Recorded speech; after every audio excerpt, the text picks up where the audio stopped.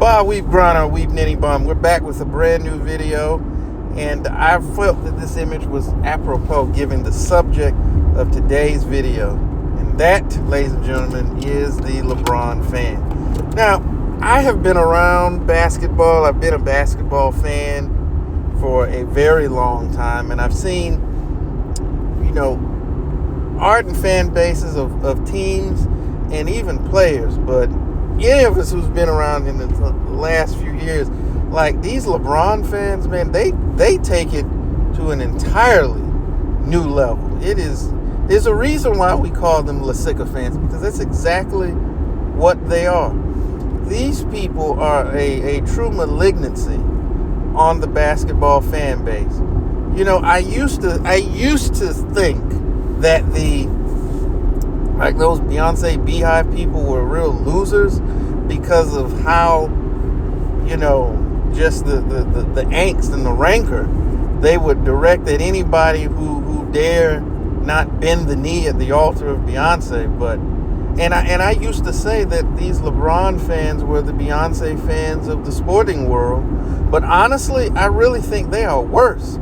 Now, it may have happened and I'm not aware of it, but, at most I've seen these Beehive losers is they may just talk crap about you on the internet and stuff like that. I have not seen them actually translate it into the real world in terms of real life consequences. And these LeBron people, it's not like that. They will threaten you. I've seen it in real life. Get some folks ready to fight me merely because I didn't think LeBron James was the best thing to hit basketball since sliced bread. I mean, you have to be a special kind of deranged to get that angry. And you see it online every single day. And you see, like I said, I've even seen stories of them, physically attacking people who dare not to agree with them. And I don't know what it is mentally with these people, but it's the sad thing is that some of these LeSychophants are high-ranking, well-known people in the media. While they not advocate for violence or do anything of that nature, they have led a movement of denigrating every other player, every other legacy, in order to prop up LeBron James, because that was not a thing until these idiots came along. For years you had people, because I've talked with them, who thought Wilton Norman Chamberlain was the best player they'd ever seen, or Elgin Baylor, or Dr. J, or Magic, or Bird, Jordan, Kobe, whoever. And because I've said about one of my best friends thinks that Magic Johnson is the greatest player ever, and we've had discussions and whatnot, and we go back and forth on it. But here's the thing: at no point has he ever stooped to downgrading or disrespecting Michael Jordan in order to prop up Magic Johnson. He makes salient points, and because of that, I can respect that. I'm like, I can't even really. I see what you're saying. I don't think that, and we can have a civil discourse in which we disagree without disrespecting the other player's error or that player in and of itself. But these people cannot do that, and they have introduced that stuff into the modern day basketball sports lexicon, and I hate it because it's disrespectful to every other player who came before them. And what's worse is that it's even seeped into the minds of the players in the league right now. You see Anthony Edwards talking about that Michael Jordan was the only guy with skills of his era. You see Gilbert Arenas get on his show and run his mouth talking about that there were no athletes and Michael Jordan didn't play against anybody. Which, by the way, let me just say this really, really quick, because I said in the comment section of a video, you notice how when they use this competition thing, this era thing with Michael Jordan, they only use it against him. You never hear them say, well, I mean, Isaiah Thomas wasn't no good. He didn't play against nobody. Magic Johnson wasn't no good. He didn't play against nobody. You don't hear that about any of these other guys. They try to do it incorrectly, a little bit against Wilt, but it's not accurate. But you don't hear. That's how you know it's a disingenuous argument, because if it should apply to one great player of that time, it should apply to all the great players of that time. But they don't do that because, one, they're stupid and they can't think past the next sentence that they're about to say. But and that may be another video for another day, but I just felt the need to point that out. But yeah, getting back to what I was saying, that you have guys in the league just talking bad about the people that came before them, and what's disturbing about that, and how myopic and how you're cutting off your nose to spite your own face, because you talk about these guys like they were Captain Caveman actually Captain Caveman was pretty athletic when you think about it. If you see the cartoon, you know what I'm talking about. Like they were the guy, like everybody from the era before them was like the Geico cavemen running around, and all of a sudden, every player in the league is a world-class athlete and player, and players didn't start running fast and jumping high before they came along.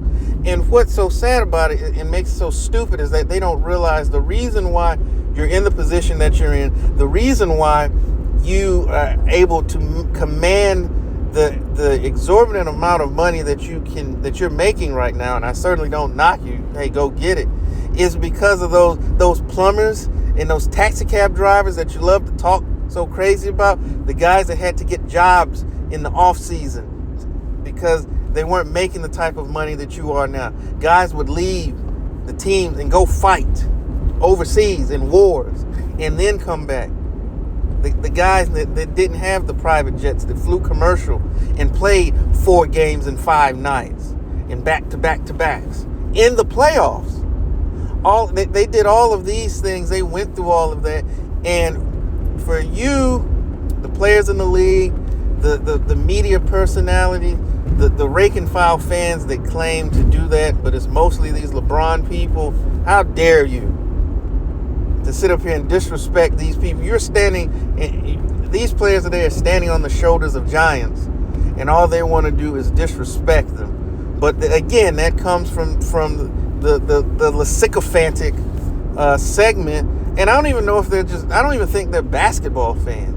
I just think they're LeBron fanboys, and this just happens to be their lane. But they're absolutely a miasma to the basketball populace, and I certainly hope that when he finally retires, these people will go away. They'll follow him to whatever else that he's doing, and maybe we'll get our sport back. But these people are a true malignancy, man.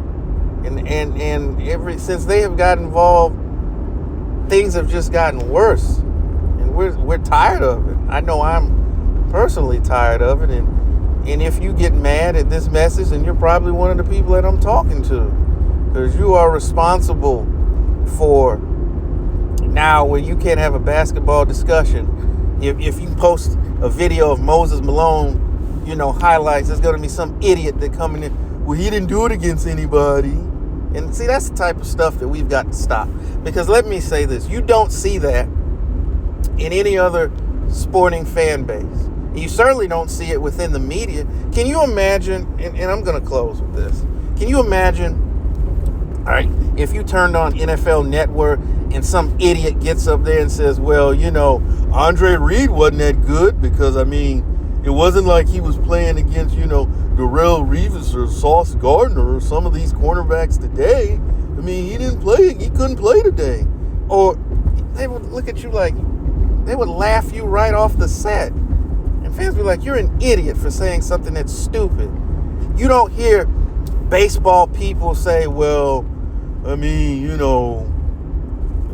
Ramirez, who did he really face? The pitchers of back then, these dudes wore glasses.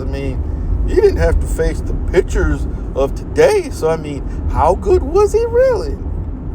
Like, you're a moron. Like, they wouldn't even let you talk baseball anymore.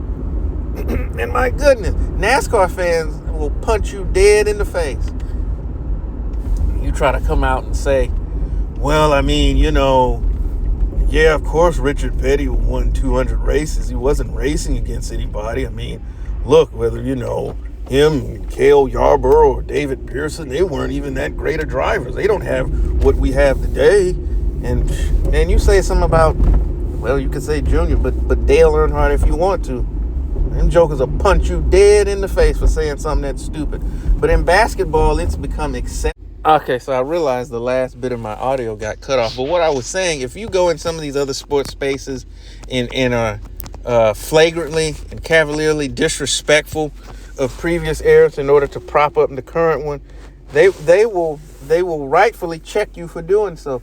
But when it comes to basketball, for whatever reason, that's not the case. It's allowed. It's normalized, and you know, it's just considered the thing to do now. And I like I said, this is a relatively new phenomenon, brought on by and large these LeSychophants, and you know, they're one of the worst things to ever happen to the game of basketball.